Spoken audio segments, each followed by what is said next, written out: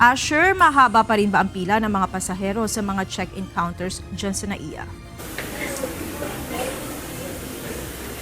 Monica, halos buong hapon ay mahaba ang pila ng mga pasahero na nagche-check-in sa mga terminal ng Ninoy Aquino International Airport, partikular na dito sa NAIA Terminal 3. Ito ay kahit binuksan na ng mga airline company ang lahat ng mga check-in counters nila upang maiwasan nga ang mahabang pila ng mga pasahero kasabay ng inaasang pagdagsa ng mga babiyahe ngayong long holiday.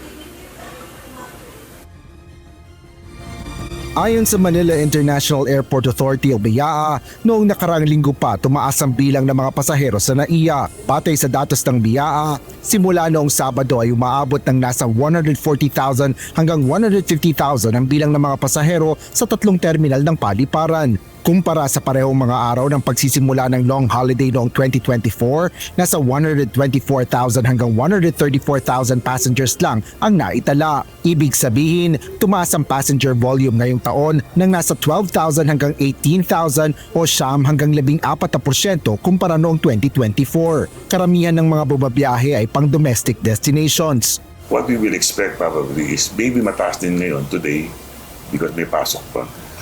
Mataas siguro, but tomorrow bababayan. Ang lalaki talaga ay arrival.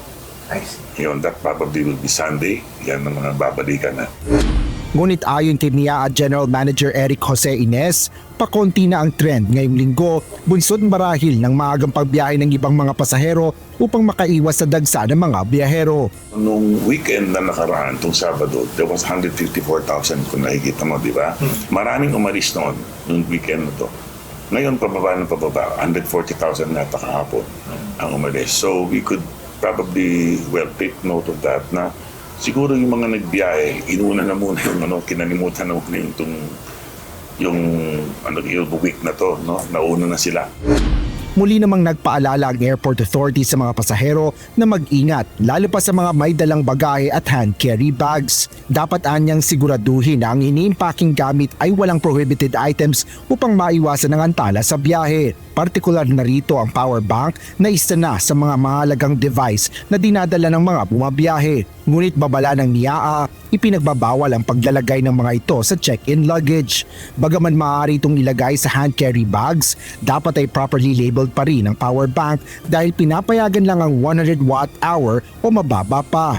Nangangailangan ng pahintulot ng airline ang pagdala ng power bank na mas mataas pa sa 100 watt-hour hanggang 160 watt-hour. Yung power bank, yun.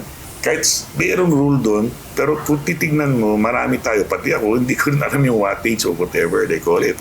So pinakatabi, pakita mo yung power bank mo check-in. Pwede ba to o hindi pwede?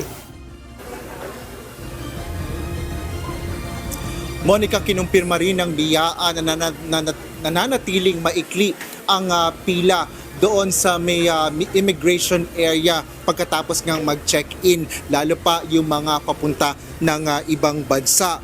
At ito ay kahit na peak hours ay napapanatili na maikli ang pila ng mga pasahero dito. Bunsod na nga rin ito ng pagbubukas ng lahat ng mga immigration counters matapos nga itong makita ni Transportation Secretary Vince Dizon na mahaba ang pila nito ilang araw bago magsimula ang long holiday. Samantala, kanina rin ay nakapanayam natin si Police Brigadier General Christopher Abesha, Director for Philippine National Police Aviation Security Group o PNP AVSEG Group, at kinumpirma nito na doon sa mga untoward incident na naiulat sa kanila ay may isang Filipino businessman mula sa Quezon City na papunta ng Singapore ang nakitaan sa x-ray machine ng isang caliber 40 firearms sa hand carry bag nito, at nakumpirma rin ito ng mga police investigators nang buksan ang kanyang bag. At kasalukuyan nitong nakadetine o nasa kustodiyan ng Terminal 3 office ng AVSEG Group, at inihahanda ang mga dokumento para sa pag-ahain ng kaso.